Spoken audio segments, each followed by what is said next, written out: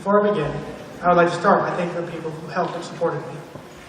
I would like to thank my parents for maintaining their high standards and always pushing me to be better than I thought I could be. I would like to thank my teachers for being here every day, not just for me, but for everyone else here as well. Finally, I would like to thank my classmates for helping me enjoy these last 4 years. You all have helped me and been there for me when I have needed it, and it has been a pleasure to have been able to know you. High school is often regarded as one of the best parts of our lives. We are told to enjoy while it lasts, and to make memories now so that we have something to look back on as we get older. I, however, disagree with these sentiments. I disagree because they imply that upon graduation, our lives will have already peaked, and that the rest of our days will simply be time spent remembering what once was, as if that is all that will ever be. In reality, the time we have after we graduate is when we can finally pursue our dreams and find our happiness. The best years of our lives are not behind us, but rather laid out before us. It is up to each of us to find our happiness and to make our futures as memorable as the years we have already experienced here. Now, this does not mean that I did not enjoy my high school years. Quite the contrary. During my time here, I got to meet all of you and made some fantastic memories. I will never forget my time spent at Llano High School because of the people I have been surrounded by. You are my classmates, my rivals, and more importantly, my friends. What I am saying, however, is that high school should not be seen as the end of our journey. High school is meant to prepare us to step out into the real world, to be a simulation of what we will face in the future. If we are lucky, it has done its job and taught us the lesson needed to achieve our own version of success. Personally, high school has taught me the lessons of persistence, humility, and how to find my strengths. The time I received my first failed test was my first lesson in persistence. I was a freshman in the infamous Mr. Freeman's room when I was given the test in the basic features of geometry. It may seem like a simple bit of trivia now, but at the time, it was the most in-depth criteria I had seen. I had never had to study much, so I assumed that this class would be no different. I was mistaken. As I looked down at the red ink-stained paper on my desk, I was presented with a choice. I could be content with doing the bare minimum in the class, or I could study for who knows how long each night and put forth what I knew I was capable of. Persistence is not some mythical quality that only a select few have. Persistence is simply the willingness to get back up one more time when you have been knocked down, to keep going when others would give up, and to continue to fight when others try to surrender. Persistence, at least in my opinion, is the key to success more so than any factor I have encountered to date. Persistence, in my experience, has also been one of the easiest traits to acquire. Humility, on the other hand, is a different matter altogether. Now, when I say humility, I do not mean being docile or unassertive, nor do I assert that one should be submissive to others. What I do mean by humility is simply the willingness to ask others for help. My first encounter with having to show humility came during my sophomore year. I was in Miss Chamberlain's chemistry class, and like many others, I was struggling to understand it. I once again faced a decision: to swallow my pride and ask for help, or to be stubborn and continue to struggle. Asking others is not an admission of weakness, inadequacy, or failure. Asking others for help is a realization that there is strength in others, and that others may possess knowledge that you do not. Though a difficult task at first, it is necessary to survive in the world we live in.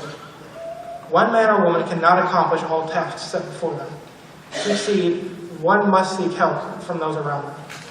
I realize how daunting a task this can be, but accepting this reality has brought me much farther than if I had obstinately refused help from anyone, and I consider myself lucky to have realized this sooner rather than later. Finally, there is the matter of knowing one's strengths. Each of us has something that we excel at, and the only way we can know our strengths is to step outside of our normal skill sets and to test ourselves. To find one's strengths, one must be willing to fail, and to face failure repeatedly. Failure is not something to be feared, however, but rather embraced. Failure teaches us more than success ever could. It teaches us not only our strengths, but also our limitations.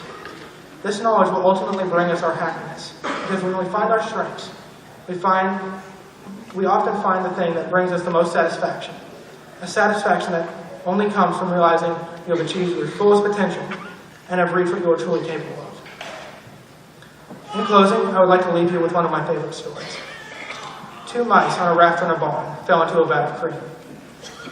The first mouse, seeing no hope of escape, drowned. The second, however, struggled to stay alive and to stay afloat.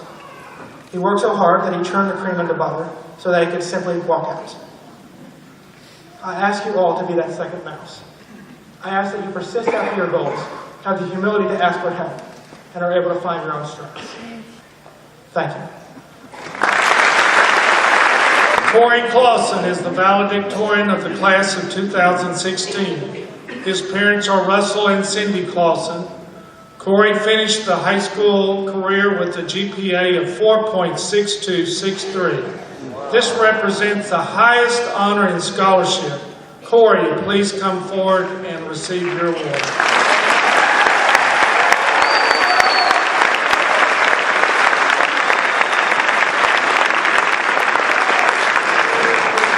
Thank you, Cory. First of all, will the students representing the top 10% of their class please rise at this time?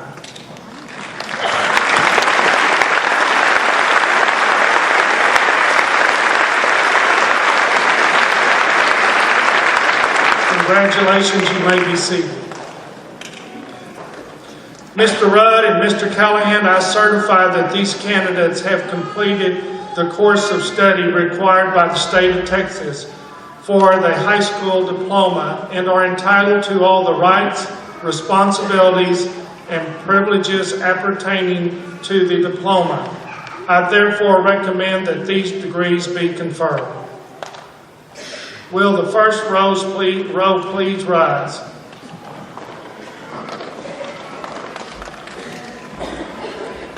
Cory Dean Clausen.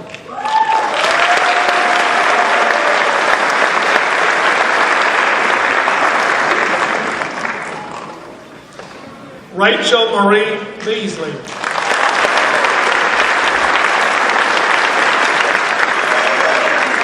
is the time-honored tradition at Llano High School graduation to ring the bell. Ladies and gentlemen, I present to you the class of 2016. Yeah!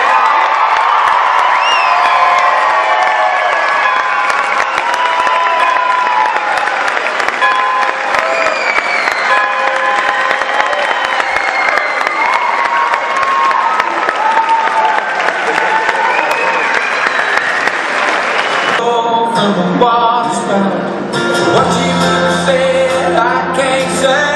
I never did ask, don't you move?